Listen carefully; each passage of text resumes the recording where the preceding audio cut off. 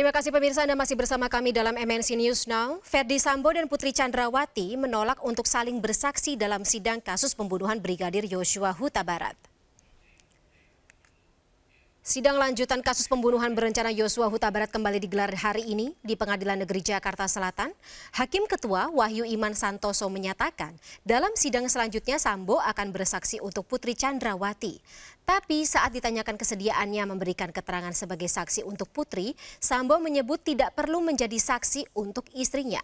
Jawaban serupa disampaikan oleh Putri Chandrawati. Putri mengaku tidak mau memberikan keterangan sebagai saksi untuk suaminya dalam persidangan kasus pembunuhan Yosua.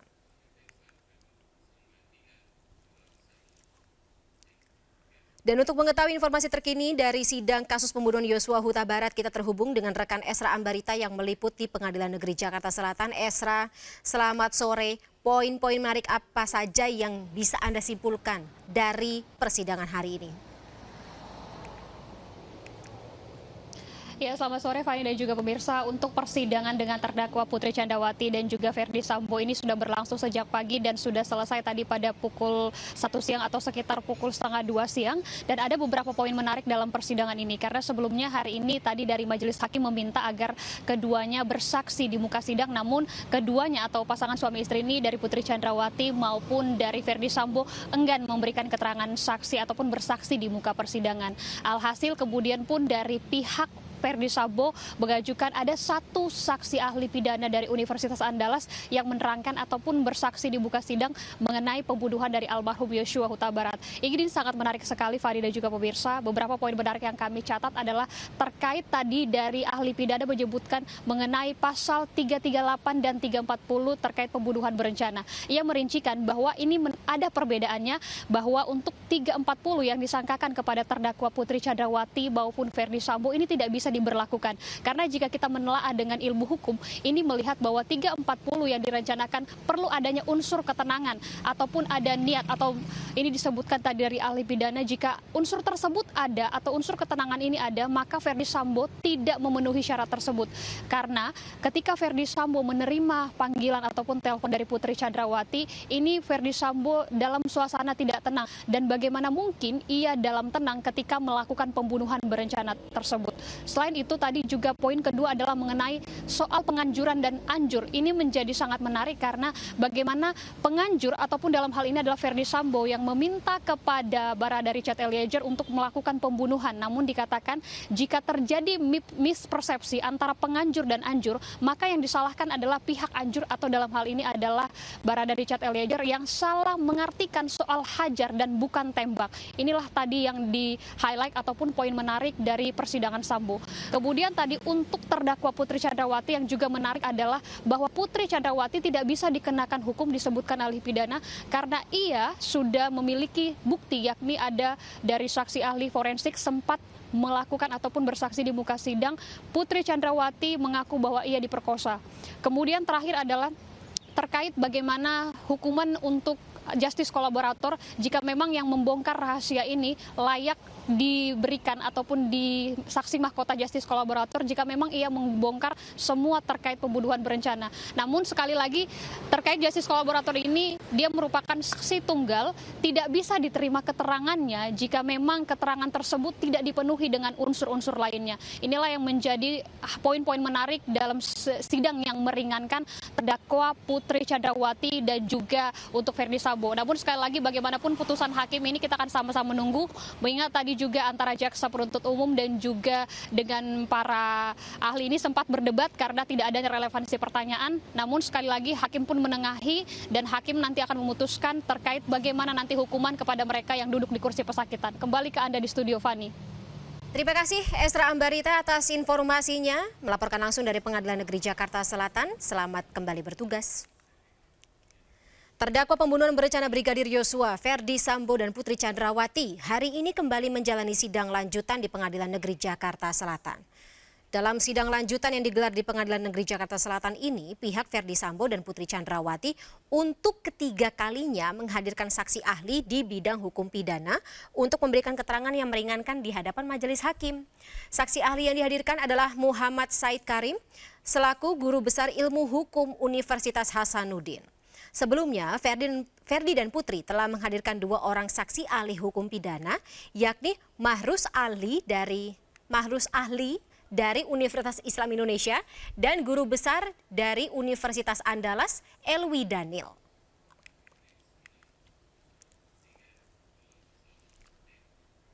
Ya, saksi ahli hukum pidana yang dihadirkan oleh pihak Sambo dan Putri mengatakan motif pelaku dalam melakukan tindak pidana material penting dibuktikan di pengadilan. Motif menjadi perlu diungkap karena adanya motif menjadi pembeda peristiwa pembunuhan biasa dan pembunuhan yang disebabkan dengan peristiwa sebelumnya. Motif itu menurut ahli masuk bagian inti delik nggak atau bestandil delik?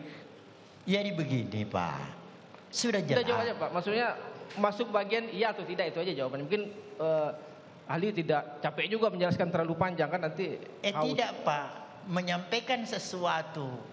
Maksudnya gini ahli, saya potong, mohon maaf ya. Maksudnya motif itu merupakan bagian inti delik nggak, bestandil delik yang harus dibuktikan oleh penuntut umum gitu.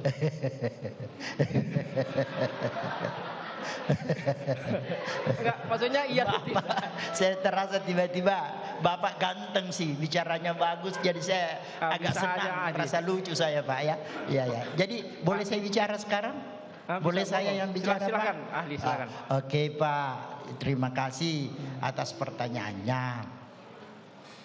Jangan diulang-ulang lagi Pak ya. Tadi saya sudah katakan, menyangkut motif itu apakah perlu dibuktikan atau tidak perlu dibuktikan, memang itu perdebatan di kalangan para ahli hukum.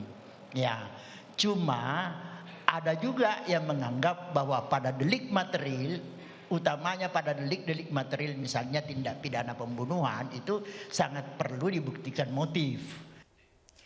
Dan langsung saja pemirsa, kita berbincang mengenai perlunya motif dalam kasus pembunuhan berencana bersama dengan Guru Besar Ilmu Hukum Universitas Sudirman Purwokerto, Profesor Hipnu Nugroho, dan Kuasa Hukum Keluarga Yosua Huta Barat Yonatan Andre Baskoro. Selamat sore Prof. Hipnu dan Bang Andre.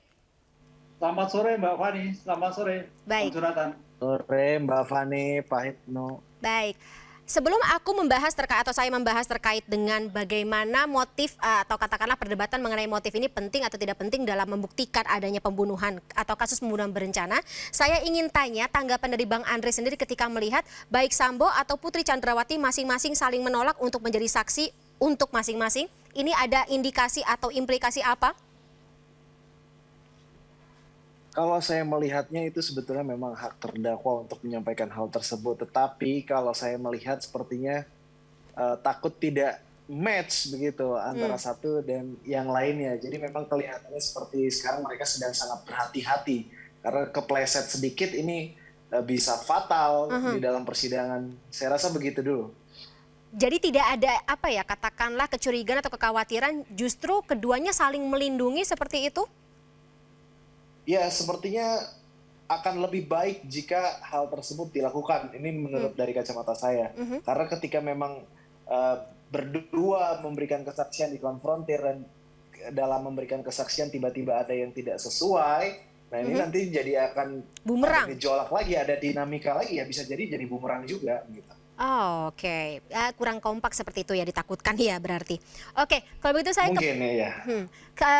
Lagi-lagi nih kekhawatiran juga, apakah dari keluarga Brigadir Yosua melihat hal ini juga semacam kayak strategi untuk memanjang-manjangkan durasi tahapan persidangan?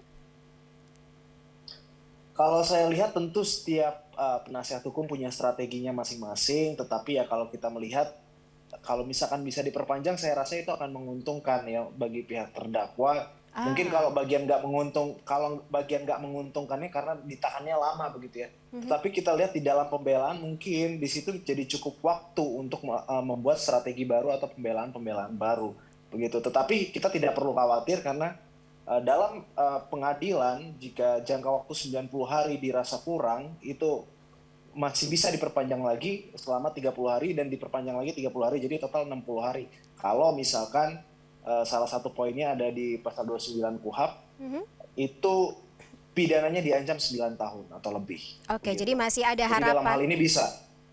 Masih ada harapan begitu ya Bang Andre. Baik, saya ke Prof. Siap. Hipnu sekarang. Kalau misalnya tadi saksi ahli di persidangan hari ini, tadi Pak Said mengatakan masih ada perdebatan di kalangan ahli pidana terkait dengan pentingnya motif dalam membuktikan pembunuhan berencana atau pembunuhan biasa. Tanggapan Anda bagaimana, Prof? Ya, sudah diskusikan sejak awal, Mbak Fani. Masalah motif itu strike bahwa bukan bagian dari unsur pembunuhan.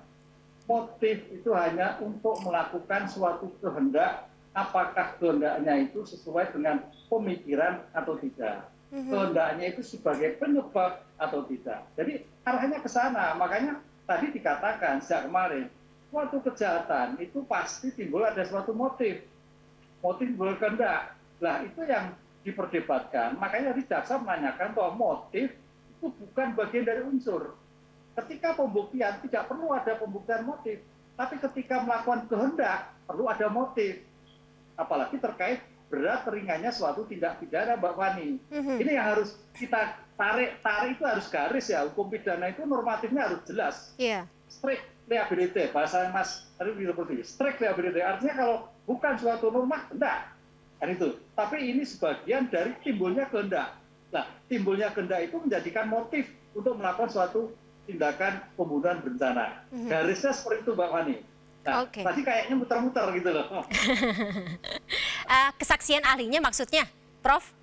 Ya, seperti Mas Baskoro tadi kan agak sulit perdebatan. Padahal ini sudah pada tataran praktis. Bukan kajian, tapi praktis. Terhadap kasus itu seperti apa? Jawab ya atau tidak. Kan itu yang membedakan antara kita di akademis dan kita langsung pada tataran praktis. Walaupun ya tadi lagi-lagi ini menjadi salah satu perdebatan, makanya setiap saksi ahli yang berasal dari ahli hukum pidana ya kalau dihadirkan di persidangan, siapapun yang dihadirkan oleh dari pihak JPU dan yang dihadirkan oleh kuasa hukum, terkadang ada perbedaan perspektif di sana ya, Prof? Ya biasa Mbak Fani. Mbak Fani ada dua persepsi Mbak Fani. Terkait dengan ini? Iya, kalau penuntut umum perspektifnya adalah objektif mewakili negara. Maaf, subjektif mewakili negara. Mewakili korban, mewakili masyarakat. Makanya hukumnya nanti objektif. Apakah memang terbukti atau tidak, bagaimana peran masing-masing peserta, turut serta tadi, akan kelihatan. Tapi kalau penasihat hukum tidak berpikir dari objektif hukumnya, subjektif pemikirannya. Makanya Mbak Fani jangan heran, kan gitu loh. Jangan terpancing dari perdebatan antara penuntut umum dan penasihat hukum. Fair di tengah-tengah. Ya nggak apa-apa berdebat, namanya juga kan persidangan begitu ya Prof ya. Nanti ujung-ujungnya juga majelis hakim akan memutuskan seperti apa ya. Betul. Nah yang juga saya penasaran Prof dari kacamata hukum pidana lagi-lagi nih. Ini saksi mahkota Ferdi Sambo dan juga Putri Chandrawati masing-masing saling menolak. Apa implikasi ya katakanlah lagi apa pengaruhnya gitu bagi majelis hakim lagi-lagi untuk bisa melihat terang dari kasus ini? Ya, kita luruskan dulu Mbak Fani.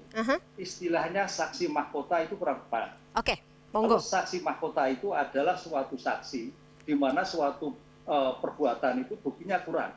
Sehingga negara menentukan kamu sebagai mahkota. Hanya satu. Tapi dalam hal kasus Pak Sambo dan Bu PC ini saling menjadi saksi. Kan itu kan. Saling menjadi saksi. Dia di dalam pasal 168 ada hak undur diri untuk menjadi saksi. Itu relatif. Makanya hakim menyampaikan kalau memang Pak Sambo memberikan kesaksian pada Bu PC, oke. Demikian juga Bu PC akan memberikan kesaksian juga oke. Tapi kalau memang mundur juga boleh, relatif. Dan itu, relatif artinya bisa iya, bisa tidak. Ini yang harus kita pahami. Jadi memang... Tapi syarat-syaratnya apa aja sih Prof? Syarat-syarat seorang saksi untuk bisa mundur? Karena ini terkait dengan keluarga, apalagi suami istri, walaupun sudah bercerai Mbak Fani, ada suatu keterikatan emosional. Sehingga dikhawatirkan adanya suatu informasi yang tidak imbang. Tidak fair beritanya seperti itu. Sehingga ya harusnya mundur. Baik. Satu-satunya yang tidak bisa untuk menjadi saksi adalah kalau kita lihat 168 adalah orang sakit ingatan, orang sakit jiwa. Itu absolut tidak bisa menjadi saksi. Di persidangan. Oke, baik. Nah, kalau misalnya tadi tidak memenuhi atau katakanlah tidak memenuhi syarat yang tadi Prof Hipnu sampaikan, wajib untuk memenuhi permintaan menjadi saksi, begitu ya Prof ya? Nah, Bang Andre, ketika kita melihat sampai dengan saat ini kasus ini penuh dengan orang-orang yang hitungannya ring satu dari Verdi Sambo ya kayak tadi sampai bisa menolak untuk menjadi saksi untuk satu dengan yang lainnya karena ada hubungan keluarga. Ini juga bisa apa ya katakanlah kita melihat ada kondisi emosional yang juga tentunya membuat sebuah kesaksian dari para saksi ini biased atau tidak objektif. Dari keluarga Brigadir Yosua sendiri, dari keluarga Yosua, kemudian juga Bang Andre dan tim kuasa hukum, melihat ada apa ya katakanlah kondisi seperti ini, apakah tidak akan menjadi kekhawatiran tersendiri? Kasus akan diputuskan lagi-lagi secara subjektif instead of objektif berpihak kepada korban. Tapi tahan dulu jawabannya Bang Andre dan juga Prof. Ibnu, kita akan lanjutkan di segmen berikutnya. Tetaplah bersama kami pemirsa, MNC News Now akan kembali sesaat lagi.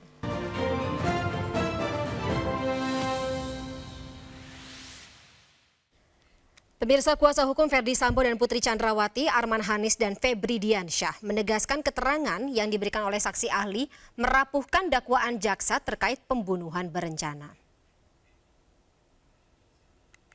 Dakwaan jaksa dalam sidang kasus pembunuhan berencana terhadap Brigadir Yosua dengan terdakwa Verdi Sambo dan Putri Chandrawati dinilai rontok satu persatu dengan keterangan ahli yang dihadirkan. Dari semua ahli pidana yang dihadirkan, baik dari penuntut umum maupun penasehat hukum, mewajibkan keadaan yang tenang dan bukan dalam keadaan yang sangat emosional. Dalam peristiwa pembunuhan anak buahnya Yosua Huta Barat, Verdi Sambo disebut dalam keadaan tidak tenang. Pernyataan ini diperkuat oleh saksi ahli psikolog forensik yang dihadirkan oleh penuntut umum 2 pekan lalu. Satu poin yang paling penting adalah, ini terkonfirmasi pada semua ahli sebenarnya, ahli dari pihak penasihat hukum yang dihadirkan penasihat hukum ataupun ahli yang dihadirkan oleh jaksa penuntut umum bahwa pasal 340 pembunuhan berencana itu wajib dibuktikan adanya keadaan yang tenang. Keadaan yang tenang itu wajib dibuktikan untuk semua tahapan, mulai dari memikirkan rencana, mempersiapkan bagaimana pembunuhan akan dilakukan, sampai pada melakukannya. Jadi kalaupun ada sebuah proses pembunuhan berencana, maka wajib dibuktikan semua tahapan itu harus dilakukan dalam keadaan tenang. Nggak bisa dikatakan pembunuhan berencana kalau dilakukan dalam keadaan yang sangat emosional. Sementara saat saksi ahli Said Karim ditanya oleh penuntut umum, sempat terjadi perdebatan terkait jeda untuk merencanakan pembunuhan. Said mengatakan bahwa jaksa telah salah bertanya. Menurutnya, penuntut umum harusnya bertanya terkait jeda perencanaan pembunuhan dari aspek yuridis. Kepada ahli-ahli juga kriminologi. Waktu dari tanggal 7 Mohon Maret. izin Pak, melakukan sesuatu apa yang Bapak maksudkan? Anggap saja melakukan suatu tindak pidana. Ya, ya. Karena ini Biar masih jelas, proses Pak. pembuktian. Ya. Karena ini masih proses pembuktian, tetap asas praduga tak bersalah, Ya. penuntut umum akan menegakkan dengan baik. Selanjutnya dia diduga melakukan tindak pidana. Saya menanyakan waktu dari tanggal 7 malam sampai 8 petang. Menurut ahli, waktu tersebut memadai tidak dalam perspektif kriminologi untuk memikirkan kehendak untuk melakukan sesuatu? Kalau kita bicara soal waktu, tadi saya sudah kemukakan. Mohon Bapak mengenangnya baik-baik. Iya, tadi ahli mengatakan memang dalam literatur tidak diberikan tidak melulu waktu itu dia harus singkat ataupun lama. Tidak juga terlalu lama. Tapi dikembalikan apakah waktu itu memadai, cukup untuk... Bukan saja memadai cukup. Izin yang mulia, saya boleh jawab. Sudah selesai pertanyaan Bapak. Tidak menarik sekali pertanyaan Bapak, jadi saya tidak sabaran menjawabnya. Silakan selesaikan dulu Pak. Nah, jadi gini, pertanyaan saya. Memang di sini pertanyaan yang saya sampaikan tidak menarik karena di sini kita menggali peristiwa hilangnya nyawa seseorang. Jadi pertanyaan saya dari tanggal 7 Juli malam dia mendengar sesuatu. Dia mendengar sesuatu yang mengguncang jiwanya. Dia melaksanakan kehendaknya tanggal 8 petang. Ada waktu jeda hampir 24 jam lebih. Menurut ahli dalam kacamata ahli sebagai ahli kriminologi, itu waktu yang memadai tidak? Saya tidak meminta perspektif hukum, tapi kriminologi. jaksa penuntut umum menyimpulkan dengan mengatakan dia melaksanakan kehendaknya. Padahal itu adalah materi pembuktian yang belum clear. Mohon izin yang mulia, itu ada di dalam dakwaan. Tadi penasihat. Saudara penasihat hukum, biarkan jaksa bertanya dulu, nanti majelisnya. Ya, cukup banyak perdebatan yang terjadi dalam persidangan hari ini, pemirsa. Kita akan lanjutkan kembali perbincangan dengan Guru Besar Ilmu Hukum Universitas Sudirman Purwokerto, Profesor Hipnu Nugroho, dan Kuasa Hukum Keluarga Yosua Huta Barat, Yonatan Andre Baskoro. Bang Andre, mengambil pertanyaan tadi sebelum kita jeda terkait dengan kekhawatiran bahwa apakah memang kasus ini bisa diputuskan secara objektif, mengingat kesaksian yang muncul di persidangan selama ini sifatnya subjektif semua. Terkait hal tersebut, sampai saat ini kita masih yakin dan percaya serta optimis majelis hakim dalam menjatuhkan vonisnya nanti akan bertindak yang seadil-adilnya. Tetapi yang ingin saya sampaikan di sini, justru itu semua kebalikannya. Apa yang dimaksud dengan kebalikannya?